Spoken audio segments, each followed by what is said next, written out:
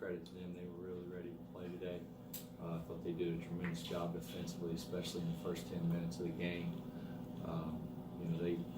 I love the Pickett kid. I know he had a few turnovers today, but I think he's a big-time glue piece to what they do.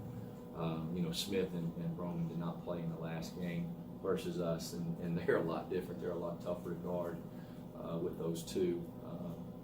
But three senior guards, they find a way to get it done, and just like they did on the road last game.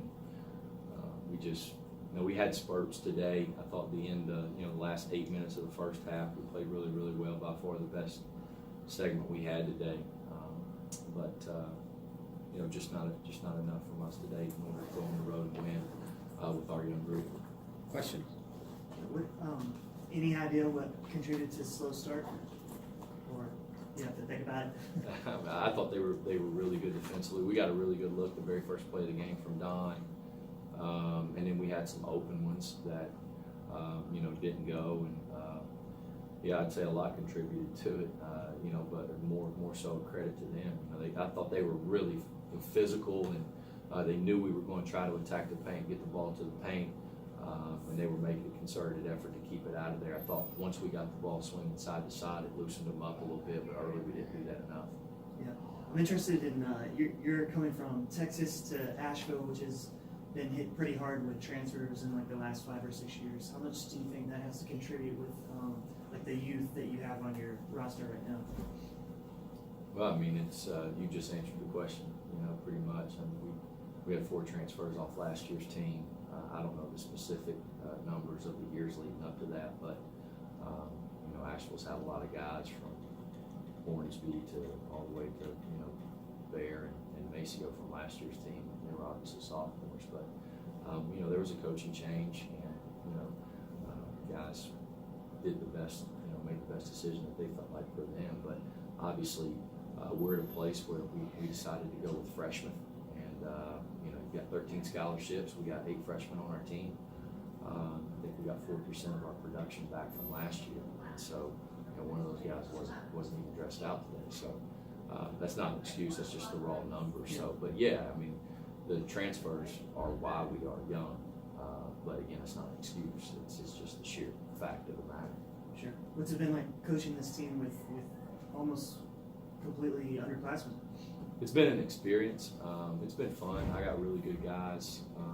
We've had some, tough thing kind of thrown our way with LJ, and we're hoping that he's okay today, but he's saying it's hurting in the same spot. Hopefully, we get some good news back from that. But with a lot of freshmen, it's a learning experience every day. We say our goal is to be better today than we were yesterday, be better tomorrow than we were today. I think we underestimate how hard that is to do sometimes. But I think we've shown a ton of growth. We've at Longwood, Winthrop at home. At the beginning, games that we really fought. Radford last game. So freshmen is a lot about confidence. So they need to be out there on the floor and get that experience. But you can't do a lot with them, because Brian said we played freshmen 190 to 200 minutes today. So that's not a math major, but that's a pretty high percentage. So it's been an experience for us all. Right. But and fun. Yeah. And you mentioned that you opted to go with freshmen. Is that opposed to getting a JUCO transfer or something like that, just for the sheer experience, or?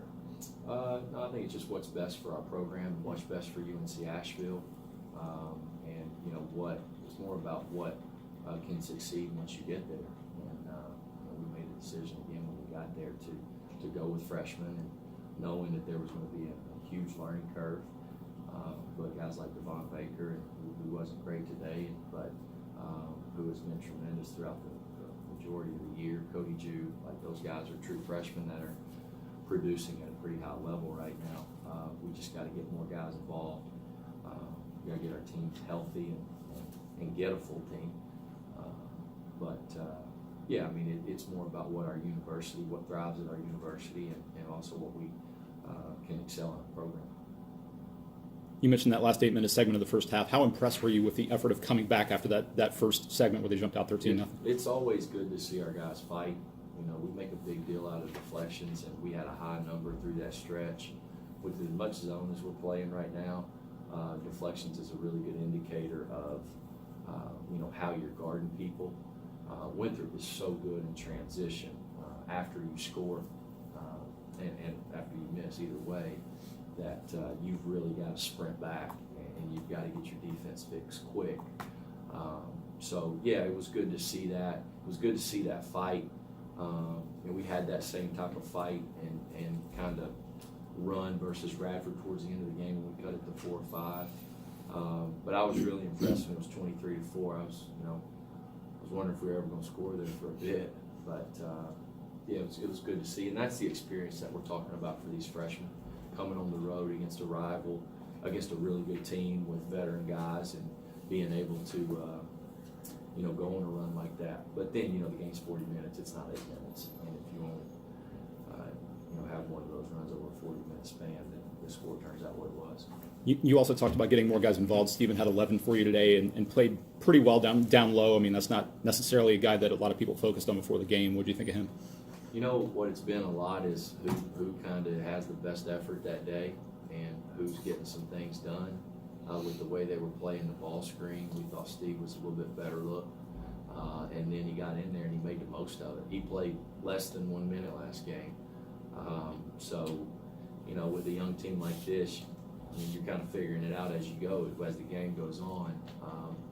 You know, Steve has the day that he has today, and then, you know, Devon and Luke have the games that they had last game. So if we can get it all together on the same page, then, you know, I think our youth's definitely growing up. You know, I say all the time, Devon and Cody have probably played enough minutes to be, you know, sophomores and juniors now, but definitely good to see with Steve. One thing you never have to worry about him is his energy and his effort.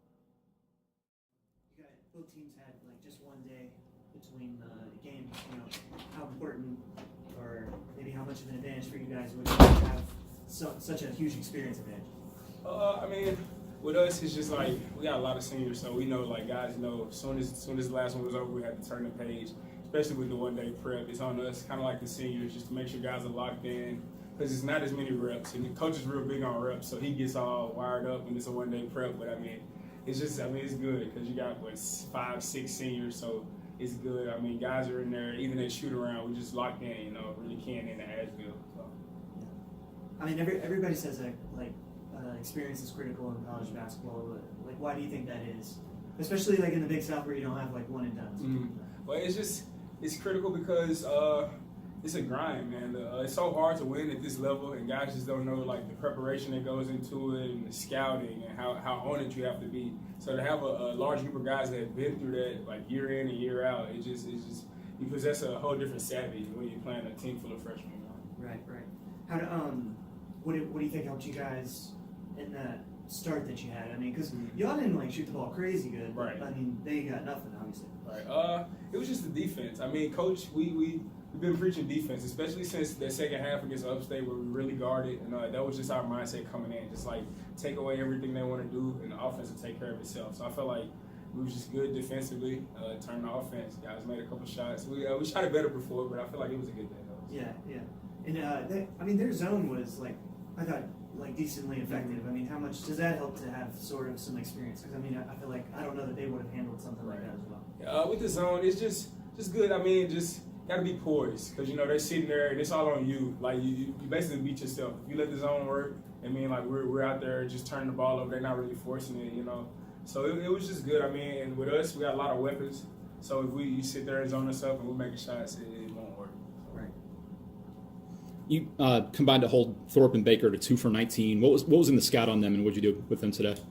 We know that those guys are prolific scorers. When they get going, like downhill, a lot of moves, just real good at shifting people, drawing fouls. So on them, it was kind of like just got to guard the ball and make sure that the floor is tight. So if they're at the top and they're trying to go one-on-one, you got a guy on this side, guy on this side. Just kind of makes it hard. Just make them uncomfortable, and you know it would be hard for the team to get going if the 2 lead guys weren't going. So that was the scout on those guys. Even though it's a down year for Asheville, it's still kind of been a bit of a rivalry between these teams. for different reasons you haven't been able to play. How nice is it to finally get a game in against them and play this well? I've been waiting to get a piece of those guys. I mean, even our coach said that today at shoot around. He was like, I don't care what's going on with them. Like, even a lot of freshmen bad year, they're still our rivals. So we take that game very seriously. Had a lot of battles with them in recent years, so it was good to finally go out there and get my piece of them. So. First of all, I give credit to Mike and his team. I think he's, under tough circumstances with a really, really, really young team, if not the youngest team in the whole country. Yeah, they're continuing to play really hard, and they're competitive in every single game. On a Monday for a holiday, a 2:00 game, I thought the crowd was really good. I thought there was a good buzz and a good atmosphere. It was a special day, as it was. Obviously it's the day honoring Dr. King, one of the greatest citizens in the history of our country. And honoring him today, and then being a church and faith day today. I thought our marketing staff did a really good job of generating buzz and getting people here. And we're going to work our tails off here over the next couple of days to really generate a buzzsaw here, hopefully on Thursday. I like to think it's going to be hard to get a ticket. I think it is. I mean, the number of seats that are here right now is the perfect number, but if you're thinking about coming to this game, you want to get here because it's going to be a big-time game. Gardner-Webb's very good. They're very well coached. It's a nationally televised game, and there's going to be a lot of buzz. We're going to push, student attendance really, really hard. So get your tickets, and love to have this place just absolutely buzzing for a national television audience on Thursday. It'd be unbelievable to see, and it would be a huge advantage because, like I said, Gardner-Webb is very, very good. In terms of today, I felt like I was proud of our guys in terms of their defensive effort. I think down there, I was disappointed watching the tape when we played down there of our defensive focus and intensity, and our guys really locked in a one-day prep on a lot of the bullet points that we wanted to focus on. They were all over their assignments. The little scouting things like baseline out of bounds nuances, I felt like our guys were really on. So that's exciting for me as a coach to see. It just speaks to a veteran team that's driven, that they do those type of things. And if we have that type of mentality moving forward, we'll be in good shape. Yeah, I was going to ask you about that because I thought with the experience difference that could be really important given the kind of adverse, just having the one day to prepare. I mean, you had to maybe feel more comfortable going to sleep last night than Mike did, I would guess. Yeah, I mean, that's like I said, he's just doing a really good job. It's just, the only way to get experience is to get experience. You gotta, the fact that so many of those freshmen are playing is kind of what Upstate's going through a little bit too. Those kids are going to become sophomores earlier than next year. Once you get to the second half of conference play, that experience that they're getting early on is going to pay dividends down the road. But they're continuing to compete. They're playing hard, and so. But yeah, when you do have that quick turnaround, I think you'd rather have experienced veteran guys than not. And our guys handled that preparation the right way. And I was just more than anything besides the buzz in the crowd that I think we got today. I think that was something that I was most proud of, is just how we locked into preparation in one day and executed the game plan. Yeah, it's not really been like a secret around the Big South that Asheville had a hard time with transfers, losing guys to bigger schools. But that's really, I think, contributed largely to the situation they're in. What are your thoughts on that? And how do you think you guys have been lucky, or like how much do you guys work on making sure that doesn't happen, here? I guess every college coach kind of has to keep that in his mind. I just think, that can be the nature of the beast in college athletics and college sports these days. Kids transfer for a bunch of different reasons, and it just happens. That's part of the system, part of the culture now. I think we have something really special here. I mean, this is you want to give a recruiting pitch. I get a recruiting pitch, but we have so much to sell when it's legit. I mean, we're in an unbelievable part of the country. It's a phenomenal place to live. Winthrop's a world-class university. You know, it's a tradition-rich program. We've got beautiful facilities. You know, and we treat our guys like high major players. We do. I mean, the way we coach them, the way we treat them, the way we clothe them, the way we feed them, and you know, that's a tribute to, you know, to the fact that the school recognizes that basketball is important and the leadership we have. You know, Ken, Dr. Mahoney, they help us to make sure our kids have a first-class, big-time Division I basketball experience. And you know, and I'm sure all the schools in our league do the same thing. I'm sure Asheville does the same thing. All you can worry about is just loving your guys every single day, coaching them with everything you have, and treating them in a first-class manner. And I think, you know, kids that come here realize they got it pretty darn good. We have a really, really special, lucky thing here, and I'm blessed and lucky to be the head coach here. All those guys that have come before me, coaches, I mentioned them before, Coach Marshall, Coach Peel, and all those great players, the Chris Gainers and the Mantoris Robinsons, and you know, the Terrell Martins, and you just name them all. And those guys bled and sweat and cried and won and built something really, really special. The Lord was looking out for me and shone a light on me and gave me the opportunity to be the head coach here.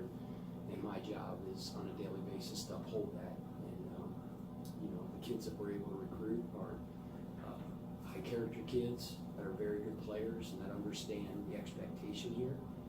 And like I said, our mentality is to coach them like high major players and to try to treat them like high major players every single day. We love them. You mentioned your defensive effort and how proud you were of that. When you look down and you see Thorpe and Baker combined 2 for 19 from the floor, what does that say as far as speaking to your guys and how locked in they were?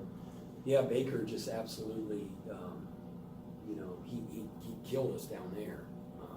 He had 25 or 24 on Radford there. He was a really, really good freshman. All those kids are really talented. And, you know, our kids, like I said, we poured into the tape from the last game, and there were some tweaks and adjustments that we felt like we not only had the different things we had to do, they weren't as, but do what we do better, you know. And he's good, he's talented, and a lot of those freshmen, wings and guards, you know, those guys are all good players. But I think overall we just had a really good defensive effort today. I was proud of our guys. Today, Bjorn hit his 200 3-pointer as a member of Winthrop. You've talked about that kid and how much you love that kid and what he's meant for this program. What does it say, getting 200 3-pointers as an Eagle? It's just, I've said this about a bunch of other guys I've coached. It's just, you make me think about it for a second. It makes me sad that there's only so many more months that I get to coach him. You know, and that's unfortunate because world-class kid, world-class, strong, as strong a Christian as I've ever been around, tough as nails, selfless, solid as the day's long, doesn't make mistakes, winner. You know, Bjorn's, he's one of those kids that you just look back someday and you go, man, I was blessed that I got to coach a kid of his character and his caliber of talent, both on the court and off the court. Coach, on today being MLK Day, at halftime they played the I Have a Dream speech, and he, you know, obviously in that speech he talks about, you know, combining cultures. What does that mean to you to be able to do that as a coach? You have, you know, black players, white players, foreign players, guys from all different backgrounds, be able to come together and mesh as a family and as a unit. Because I know family's really very big to you. Yeah, I mean, you know, that's how it should be. That's how the world should be. He had a vision and he had a dream, and he articulated that as eloquently as anybody in the history of civilization in his speech. And you listen to the words, and you really, you know, you take them in and you internalize them. That's the answer. The answer is, you know,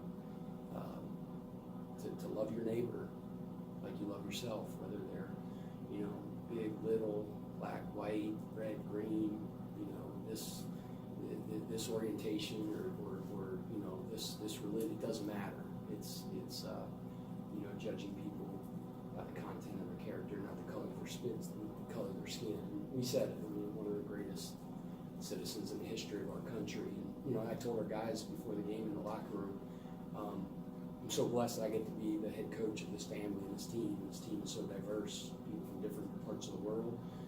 Some are white, some are black, and you said the fact that, you know, growing up in this country as a white male, I can't truly fathom and understand what it's like to have grown up in a society that over the last 100 years has viewed people and treated people different based on the fact of their color pigmentation. And, you know, that should never, ever be the case. And the fact that some of those, you know, whether it's the kids I coached or their families or their ancestors, have had to face those type of inequalities is obviously a sad chapter in our country's history. But nobody said it better than Dr. King, and just a great example, just like Jesus Christ, of how we're supposed to live our life and treat people. So it's an unbelievable day in our country, and I was proud to be a part of it. And